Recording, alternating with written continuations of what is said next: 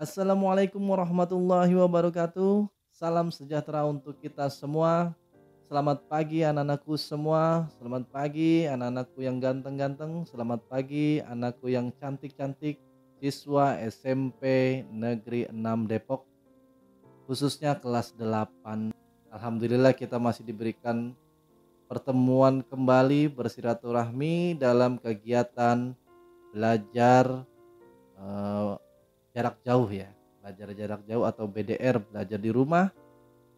Mudah-mudahan kita selalu diberikan kesehatan oleh Allah Subhanahu wa taala, dan mudah-mudahan kita selalu diberikan rezeki yang banyak oleh Allah Subhanahu wa taala, dan mudah-mudahan kita dijauhkan dari wabah Covid-19 yang sedang melanda di dunia ini, di negara kita ini, di negara Kesatuan Republik Indonesia, dan mudah-mudahan Covid-19 ini cepat dibuang jauh-jauh oleh Allah Subhanahu wa taala dan normal kembali seperti biasa kita menjalankan kehidupan.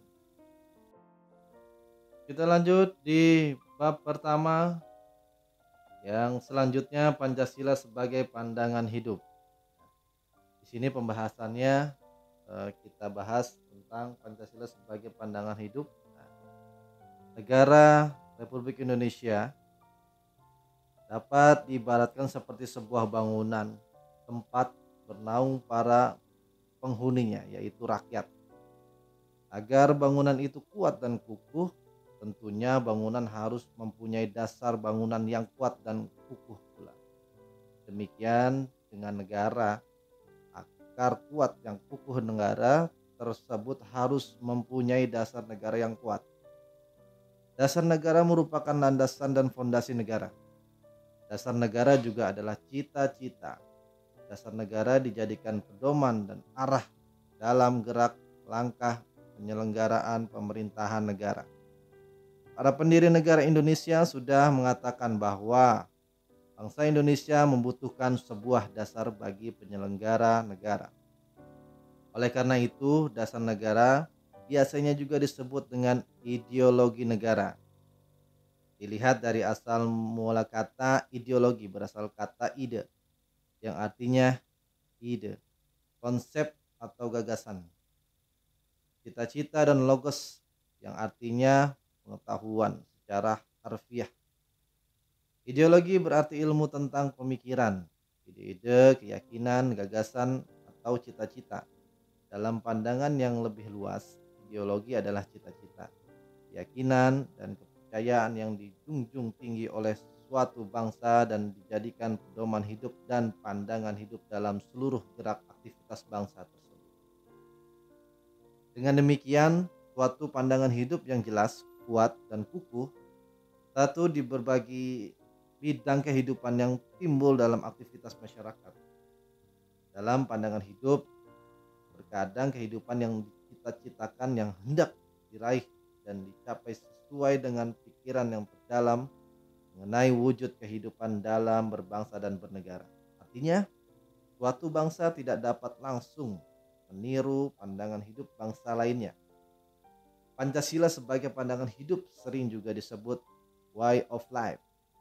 Pandangan banyak istilah mengenai pengertian pandangan hidup.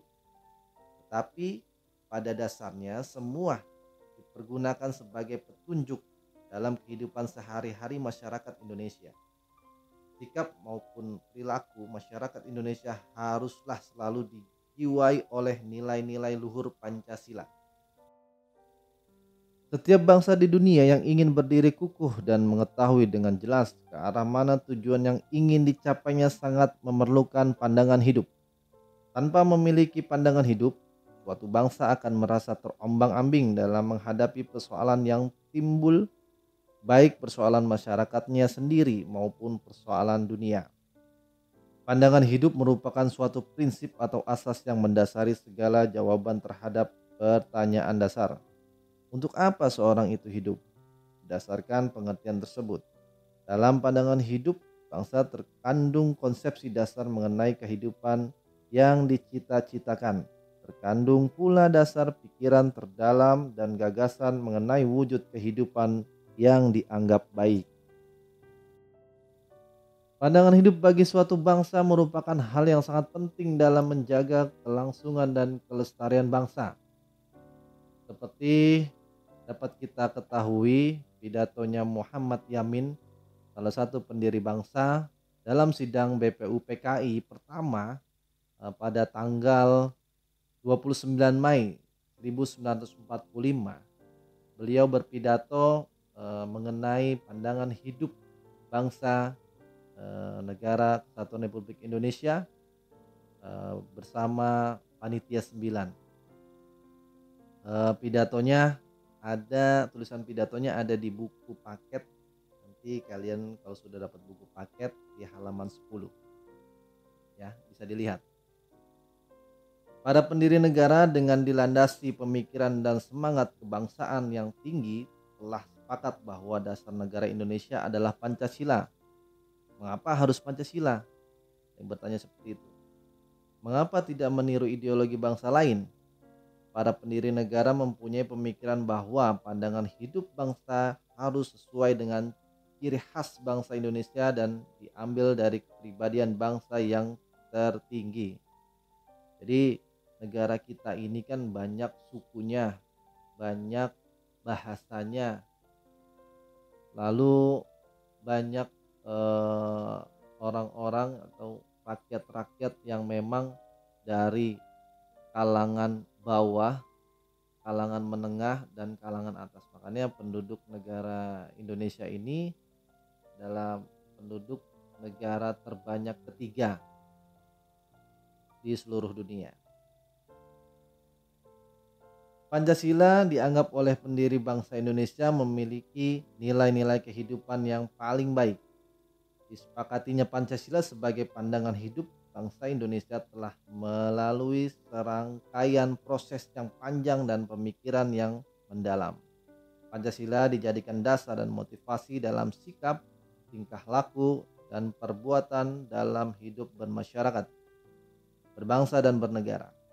Pancasila dijadikan dasar untuk mencapai tujuan negara sebagaimana yang tercantum dalam pembukaan Undang-Undang Dasar Negara Republik Indonesia tahun 1945.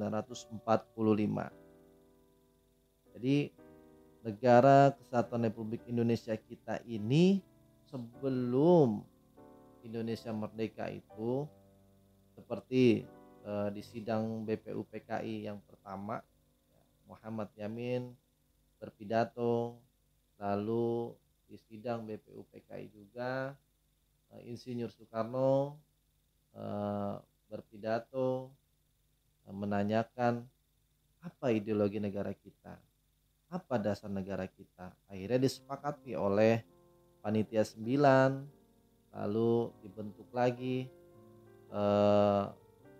Panitia Persiapan Kemerdekaan Indonesia.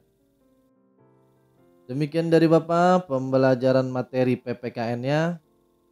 Jangan lupa kalian mengikuti protokol kesehatan. Mari kita laksanakan 5M, memakai masker, mencuci tangan, menjaga jarak, menjauhi kerumunan, dan mengurangi mobilitas. Demikian dari Bapak. Semangat belajarnya. Wallahul muwaffiq ila aqwamit thoriq. Wassalamualaikum warahmatullahi wabarakatuh.